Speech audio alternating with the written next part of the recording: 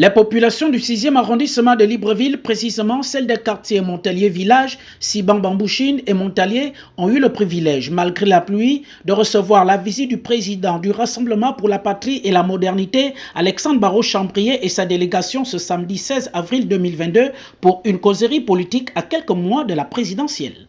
Au 6e arrondissement, plus précisément dans le premier siège, les populations de notre siège et ses quartiers, dont Siban 3, Petit Marché de Bambouchine, Pont Acélé, Route Montalier, par ma voix, vous salue et vous souhaite la plus cordiale bienvenue ainsi que la délégation qui vous accompagne. Monsieur le Président, nous savons que vous êtes un homme digne et confiance. C'est la raison pour laquelle nous vous apporterons notre soutien, le moment venu. Monsieur le Président, nous venons vous dire que les Gabonais sont lassés de la politique du PDG et de ses alliés. Il n'est pas compréhensible en effet qu'un pays potentiellement riche comme le nôtre soit toujours à la tête dans le Conseil des Nations.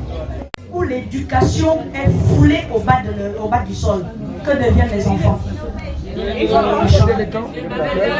braqueurs. Maintenant, ils sont des braqueurs. Mais les enfants braquent pourquoi? Parce qu'ils sont sans métier, parce qu'ils sont sans travail, parce qu'ils ne sont pas occupés. Comme partout ailleurs, l'appel à la candidature à la future élection présidentielle de 2023 se multiplie, car pour les populations, ABC est capable d'assumer cette responsabilité. Monsieur le Président, fort de votre expérience internationale, plus précisément au Fonds monétaire international, nous sommes convaincus que vous êtes la personne la mieux placée pour résoudre les problèmes du Gabon. Ainsi, nous, population du premier siège du 6e arrondissement, nous vous exhortons à vous porter candidat à la prochaine élection présidentielle 2023 pour qu'une nouvelle aurore enfin se lève dans ce riche et beau pays. Les jeunes diplômés sont cantonnés dans leur famille, sans emploi. Certains sont obligés de vendre de la friperie, d'autres voués à des actes répréhensibles par la loi. Monsieur le Président, nous comptons sur vous pour notre avenir, ainsi que nous vous exhortons à vous porter candidat à la prochaine élection. Pour Alexandre Barraud-Chambrier, il est temps de tourner la page car le Gabon a besoin d'un souffle nouveau et appelle à la mobilisation des populations pour écrire ensemble l'histoire du pays. Après avoir parcouru une bonne partie du pays, je suis venu vous dire que je suis convaincu que le changement est possible. En 2023, nous devons tourner la page de ce Gabon que nous ne voulons plus voir. Nous devons tourner la page. Bien sûr, ils vont essayer de tricher, mais ils ne sont pas le bon Dieu. Et nous devons être réactifs.